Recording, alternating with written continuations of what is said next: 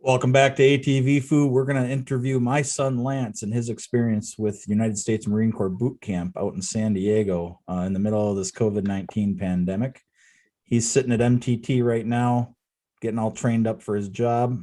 We'll talk to him, see what his experience is like, see what's in store for him in the future, and see how he enjoys being a United States Marine.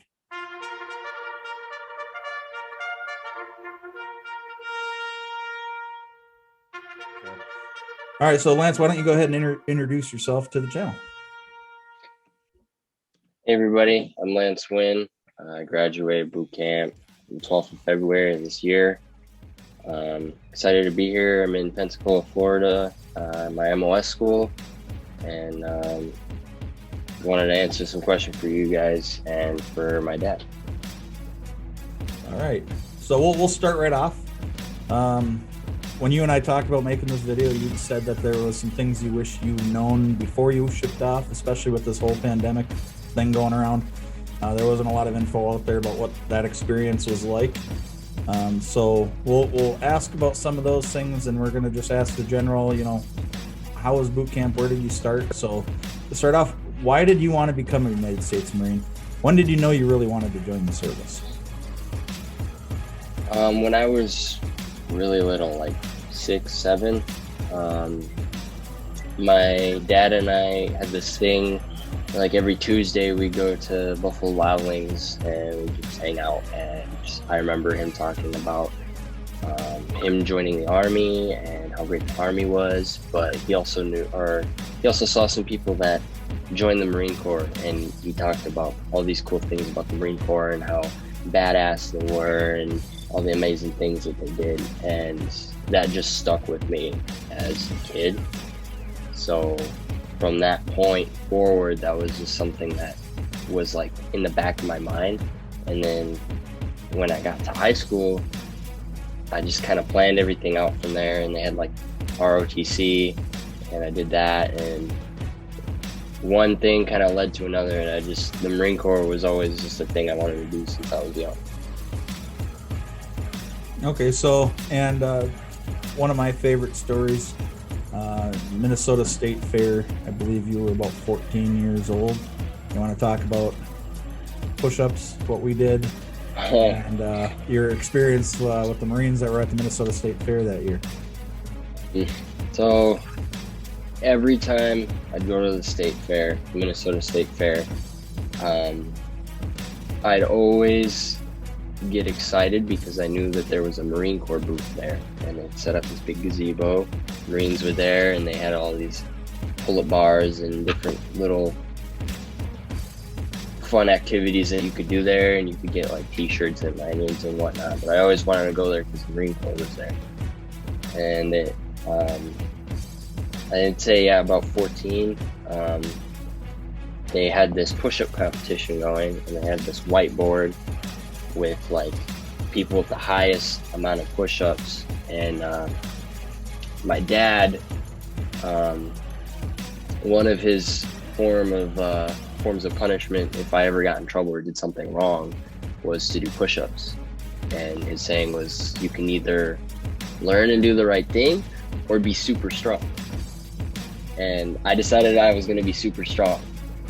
So when it came to this push-up competition, I was ready. I was ready to kick ass. And there was this Marine. I don't remember what rank he was. I think he was like, wasn't he just a private? Or maybe a corporal or something? And this is just a private, probably fresh out of boot camp. Probably fresh out of boot camp. And I challenged him to a push-up challenge. And I went in kind of nervous because I thought he was going to win because he was a Marine. But I ended up wiping the floor with him. And one of the sergeants or staff sergeants was there. And he came around the corner up from the truck, and he saw him. And he immediately started chewing him out. Are you kidding me, Private? You're letting this little kid beat you in push-ups and you're a goddamn Marine? And it was great. It was great. And they gave me a lanyard and a sticker for it, and it was just a fun experience. Yeah, I remember vividly, and I believe that he stopped at 53 push-ups, and you just were looking sideways at him as you pumped out the rest of 75 push-ups. And they put your name on the top of their whiteboard there that day. It was pretty funny. They were good sports about it. But all right, yeah, that's kind of fun. So what was your experience like with recruiting? The whole, they come to your high school, you go into the recruiting office, talk to them. How was your recruiting experience? How did that go? What was weird? What went really smooth?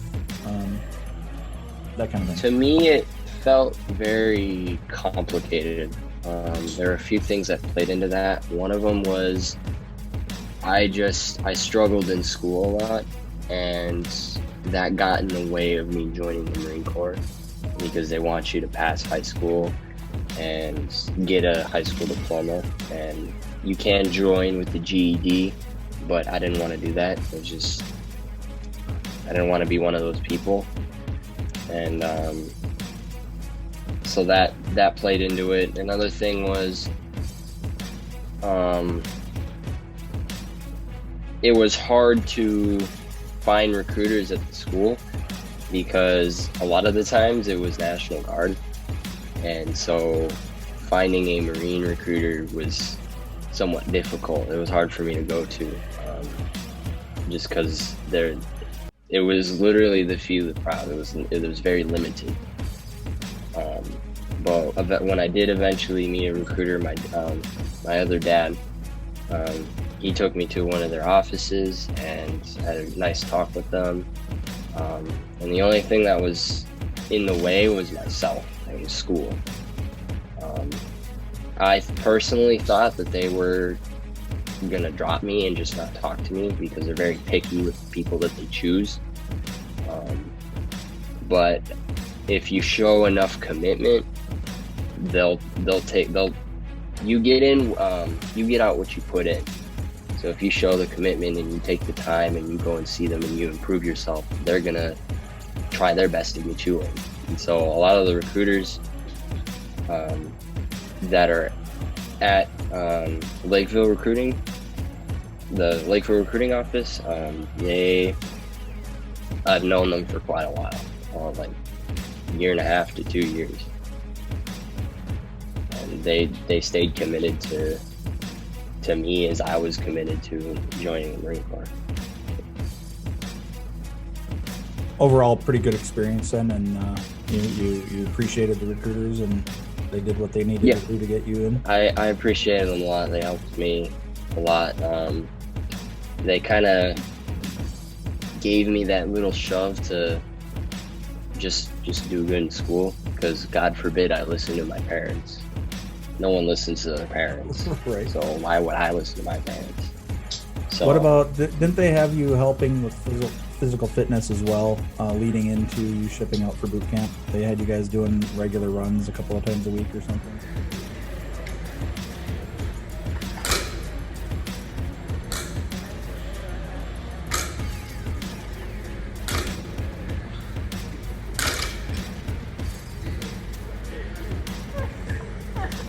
Yeah, so once you actually enlist, it was a little different for me, but once you actually enlist, you're something called a poolee, which is like a step below a recruit, and you're just at a recruiting office, and they have PTs. It was like every Monday and Wednesday for me, and they have something called a pool function, so all the poolies will meet up somewhere and they'll do PT, they'll eat food, talk to the recruiters, maybe the recruiters will visit family, and have talks with the families there. And so those events really helped too.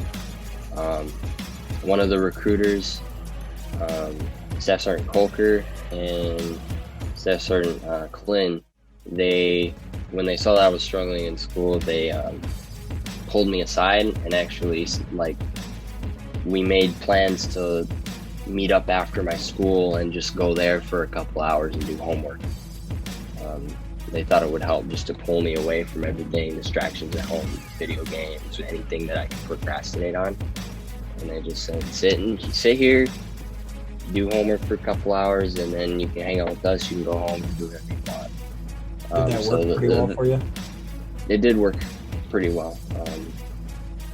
Overall, the Marine Corps is a big motivator for me, just getting through school, especially with how I am in school. I've never liked school. It was really hard for me to get through it, as easy as it was. Yeah, yeah. I feel like I could have made it better if I just buckled down a little bit more. Yeah, that's what they say about hindsight, though. 2020, right? Yeah. Easy to look back and say, I should have. Yeah. Okay, so did you get the job you wanted when you went into the Marine Corps? I imagine there was a job you wanted. Did you get that job? If not, why not? And then, is there anything you could have done to get that job you wanted, that you were most interested in? I didn't. So I started off originally with the job I wanted, but I signed as a reservist, and I was gonna go for MP. So I wanted to be a dog handler. It just sounded really cool. And what they do is when you take your ASVAB, which is a test that the military has you take in order to kind of gauge where your strengths and weaknesses are.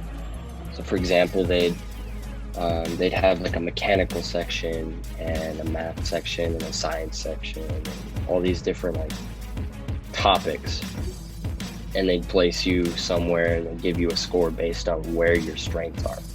So if you were good at like cars and mechanical, then they'd bring up all the job openings for that area. You know, Humvee drivers, aircraft mechanics, you name it. It's a little different for reservists, but the process is still similar. And so I originally signed as a reservist. I was going to be an MP, and I did some talking with my family, and we thought it would be better if I did active. So I re-signed and sworn as active, and that requires you retaking the ASVAB, and I was like 5 points short somewhere. I think it was my GT score for the military police. And so the recruiters just kind of talk with you, and they say, okay, well, you have strength over here, so let's look at all these jobs. I told the recruiters that I wanted something that translated into the civilian world, and so that kind of brought me into the aviation field as a aviation electrician, or AE for short. So speaking on that, I'm leading you a little bit on this, but doesn't your family in general have some experience in the electrical? And didn't you also coincidentally spend some time working on aircraft with one of your grandfathers? Can you talk about that briefly and how that maybe ties into what you're doing now? Well, my dad here is a multiple trick pony. He knows almost everything. I didn't know this until fairly recently, before I went to boot camp. He said he was a taxi driver, and then he's like programming for like stock exchange, and then he was like programming heart monitors, and he was an electrician, and probably did some construction, and the list goes on. But that was also kind of another factor for me in the job, because I knew I had people that I knew around me that maybe knew a thing or two about electricity. So that was pretty cool. My grandfather, he was also into aviation.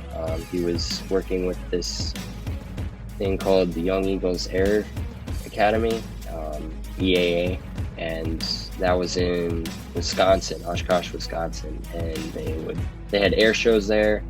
They would fix up like old World War II planes. That was pretty cool. He hooked me up and helped me get a scholarship to one of their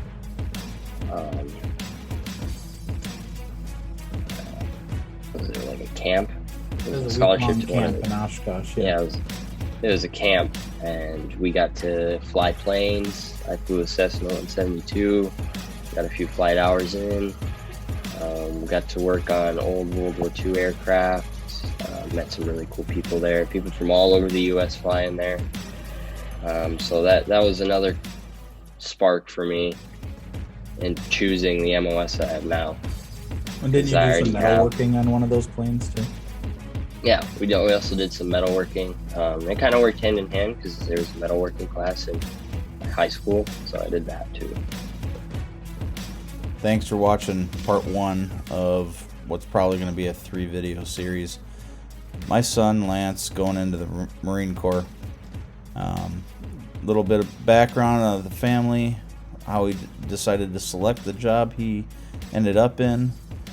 Some of it his own choosing, some of it really his own choosing, and experience with the EAA, experience with the Marines as a youth, and experience with the family, with a little bit of a military background ourselves. So I hope you enjoyed this video. There's a couple more to come. We're going to talk about the different phases of boot camp, what it's like when you arrive at MCRD San Diego. I'm sure Paris Island is real similar, but we'll also talk about the Crucible, and we'll talk about that transition over to training, MOS training, job training. Thanks for watching. I really appreciate all the viewers. I know my son Lance does, and I'm really proud of him. So thanks for watching, and hit that like and subscribe.